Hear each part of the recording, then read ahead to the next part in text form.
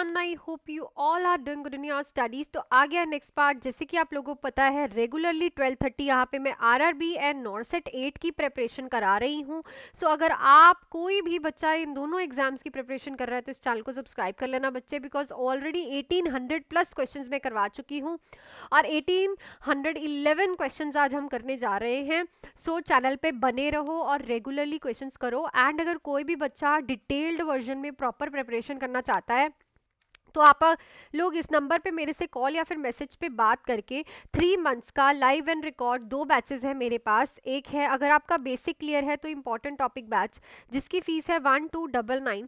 इसमें आप लोगों को मैं करवाऊंगी सारे के सारे इम्पॉर्टेंट टॉपिक, साथ ही में रहने वाली है MCQ classes, test series, doubt classes, previous year paper and हर एक सब्जेक्ट के साथ साथ नॉन नर्सिंग की क्लासेस भी रहेंगी। एंड अगर आपको बेसिक क्लियर करना है तो सेकेंड बैच है मेरे पास थ्योरी बैच, जिसकी फीस है 2299, जिसमें मैं आपको बेसिक से स्टार्ट करा के एनाटॉमी एंड फिजियोलॉजी से ऑल सब्जेक्ट की थ्योरी कराऊंगी बच्चे। साथ ही में इंपॉर्टेंट टॉपिक्स में आपको करवाऊंगी।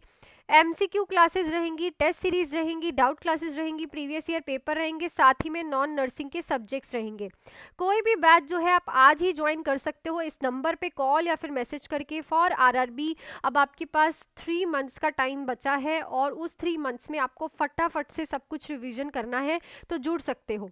नेक्स्ट क्वेश्चन, आज का पहला ही क्वेश्चन देखते हैं हम क्या है। तो एक health care provider orders रीस्ट्रेन PRN for an client who has a history of violent behavior, what is the nurse responsibility concerning this order? So एक हेल्थ केयर प्रोवाइडर ने, ठीक है, पीआरएन का मतलब भी होता है स्टैंडिंग ऑर्डर्स, ठीक है, इंस्टेंट ऑर्डर्स, रीस्ट्रेन के लिए बोल दिया है क्योंकि पेशेंट को वायलेंट बिहेवियर की हिस्ट्री है। तो नर्स का इस ऑर्डर को लेके क्या रिस्पॉन्सिबिलिटी है? आज the order indicate the type of रीस्ट्रेन, recognize that PR order for restraint are unacceptable, implement the restraint orders when the client begins to act out, ensure that the entire staff is aware of the order for the restraint। So अगर आप लोगों ने कभी भी अच्छे से इस चीज़ के बारे में पढ़ा है तो restraint जो है उसको कभी भी हम जो है स्टैंडिंग ऑर्डर्स में नहीं देते, ठीक है। restraint जो है, ठीक है, मैं दोबारा से लिख दूंगी, रीस्ट्रेन जो है वो प्रोहिबिटेड है बच्चे। वो क्या है? प्रोहिबिटेड है फॉर स्टैंडिंग ऑर्डर्स, ठीक है। पीआरएन के लिए, स्टैंडिंग ऑर्डर्स के लिए प्रोहिबिटेड है। अगर कोई फिजिशियन ये लिखता भी है तो आप उसको अनएक्सेप्टेबल बोलोगे, समझ गए ना। अगर आपने उसके ऑर्डर्स पे काम कर दिया तो आपको बहुत बड़ा नुकसान हो सकता है। सो याद रखना कि इट इज सेक्युलेशन और रीस्ट्रेन जो है, दोबारा से मैं यहाँ पे लिख देती हूँ अच्छे से कि यहाँ पे आप अपनी कॉपी पे भी बड़ा बड़ा करके लिख लेना, सेक्युलेशन और रीस्ट्रेन, ठीक है। Seclusion and restraint is not ordered by the client's doctor, ठीक है। इसको हाईलाइट जितना बड़ा हो सके उतना हाईलाइट बड़ा करके लिख लेना, ठीक है। So it is prohibited, clear. Next पे चलते हैं। In conjugation with which classification of the medicine trihexyphenidyl, biperiden या फिर बेंजोट्राइपिन ऑफन प्रिस्क्राइब? तो किन क्लासिफिकेशन के साथ ये कंजुगेशन आप मेडिसिन प्रिस्क्राइब करते हो? एंग्जोलाइटिक्स के साथ, बार्बिचुरेट्स के साथ, एंटीसाइकोटिक, एंटीडिप्रेसेंट्स। तो जब हमने एंटीसाइकोटिक्स पढ़े थे उसमें आपको मैंने बेंजोट्रोपिन का भी बताया था, ठीक है, एंड एक्टिनियोटन का भी बताया था, ठीक है। सो इनके साथ, दोनों के साथ हम मोस्टली प्रिस्क्रिप्शन कंजुगेशन में देखते हैं। नेक्स्ट है, a nurse is caring for a client with the chronic occlusive arterial disease, what precipitating cause is the most likely to identify for the development of ulceration and gangrenous lesions? तो अगर आप एक client की care कर रहे हो, client को chronic ऑकल्सिव artery की डिसीज है, तो इनमें से उसको किस चीज का अल्सरेशन एंड गैंग्रीन लीजन होने का खतरा है? क्या चीज कॉज बन सकती है? Emotional stress with a short life, lived, poor hygiene and limited protein intake, use of nitroglycerin, trauma from mechanical, chemical and thermal sources. तो देखो अगर उसे mechanical, chemical and thermal sources से कहीं ना कहीं से ट्रॉमा होता है तो उसको सेंसेशंस नहीं जाएंगी, ठीक है ना, उसको सेंसेशंस नहीं जाएंगी तो पेशेंट को प्रॉब्लम होगी और उसे अल्सरेशन एंड गैंग्रीन होने का इससे ज्यादा खतरा हो सकता है। क्लियर, नेक्स्ट पे चलते हैं। नेक्स्ट है, a nurse is administrating 40 mg of furosemide IV. Which sensation reported by the client does the nurse considered when determining that it is being administered too quickly?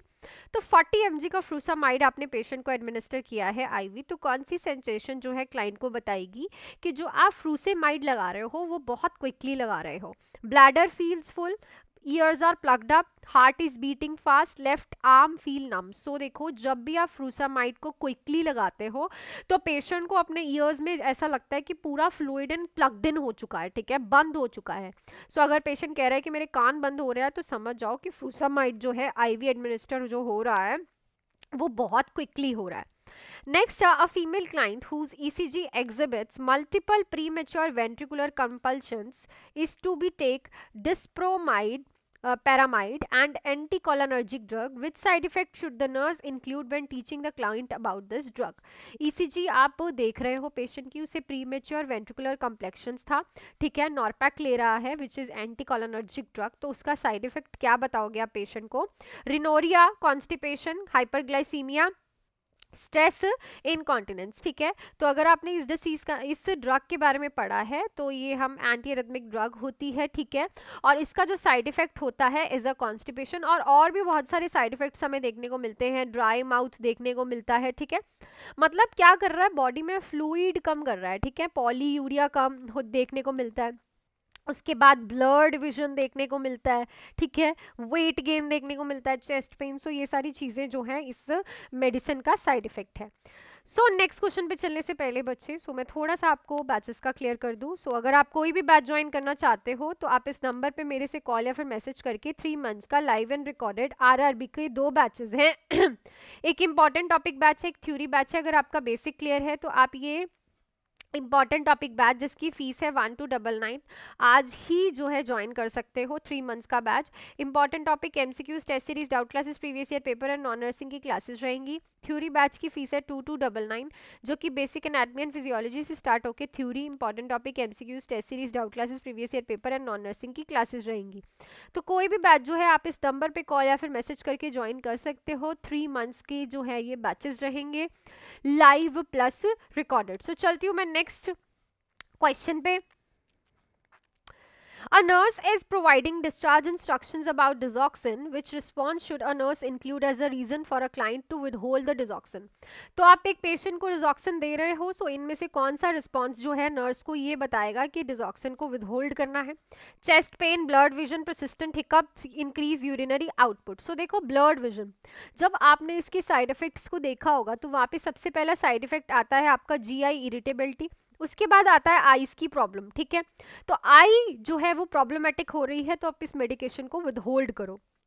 Next है, a nurse is administrating digoxin in a client with a congestive heart failure, what is the expected therapeutic effect of this medication? तो आप nurse हो, digoxin administer कर रहे हो, patient को congestive heart failure है, तो थेरेप्यूटिक इफेक्ट ऑफ ड्रग क्या होता है? increase force of heart contraction, increase heart rate, decrease perfusion of the heart muscle, decrease cardiac output। Digoxin क्या है बच्चे? ये एक कार्डियक ग्लाइकोसाइड है जो कि मायोकार्डियल कॉन्ट्रैक्टिबिलिटी को इंक्रीज कराता है। तो इट मींस पेशेंट का हार्ट कॉन्ट्रैक्शंस जो हैं वो इंक्रीज होंगी, फोर्स इंक्रीज होगी। Clear?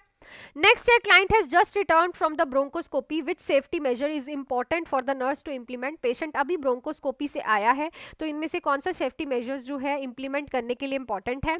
Maintaining the client in a supine position, providing the client with saline gargles every 15 minutes for 2 hours, monitoring the client for return of gag reflex before PO intake, splitting the abdomen when coughing। तो monitor the client from return of for the gag reflex before पर oral intake. तो सबसे पहले तो आपको gag reflex patient का जो है, क्योंकि देखो ब्रोंकोस्कोपी में गैग रिफ्लेक्स जो है सिडेट किया जाता है ताकि पेशेंट का गैग रिफ्लेक्स जब भी आप कुछ उसे देना जाओ, ठीक है, उसको फ्लूइड देना चाहो तो आप कभी भी बिना गैग रिफ्लेक्स चेक किए नहीं देते हो। क्लियर? नेक्स्ट है, a clinical nurse instruct parents of a child with sickle cell anaemia about the precipitating factor related to the sickle cell crisis which if identified by the parents as precipitating factor indicate the need for further instruction. तो देखो, sickle cell anaemia के बारे में आप risk factors की बात कर रहे हो कि क्या क्या चीज़ें सिक्कल सेल एनीमिया में रिस्क बन सकती हैं, ठीक है।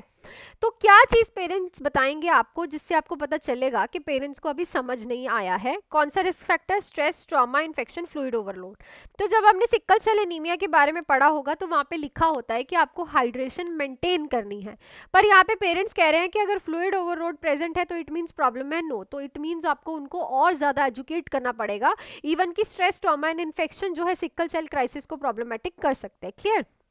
नेक्स्ट है, अ 45 years old client returned from the colon resection 2 hours ago. Which vital sign indicate possible hemorrhagic shock? तो 2 घंटे पहले कॉलन रिसेक्शन होके एक क्लाइंट आया है, इनमें से क्या चीज़ इंडिकेट करेगी कि पेशेंट को हेमरेजिक शॉक हुआ है? आपके पास 4 ऑप्शंस है वाइटल साइंस के, आप चारों पढ़ के लिख के कमेंट सेक्शन में ज़रूर बताना कि क्या चीज़ें इंडिकेट करेंगी कि पॉसिबली हेमरेजिक शॉक हुआ है पेशेंट को। सो जो मैंने आप लोगों से कल क्वेश्चन पूछा था, बहुत अच्छे बच्चों ने रिप्लाई किया है, इजी क्वेश्चन था। 1 कार्डियक साइकिल पीरियड होता है 0.8 second. So very good and keep it up. So that's it for this video. Video अच्छी लगी तो वीडियो को लाइक, शेयर एंड सब्सक्राइब कर लीजिएगा चैनल को। एंड अगर किसी को भी बैचेस ज्वाइन करने हैं, डीले मत करो, 3 मंथ्स का टाइम है, बहुत कंजस्टेड टाइम है, पढ़ना है।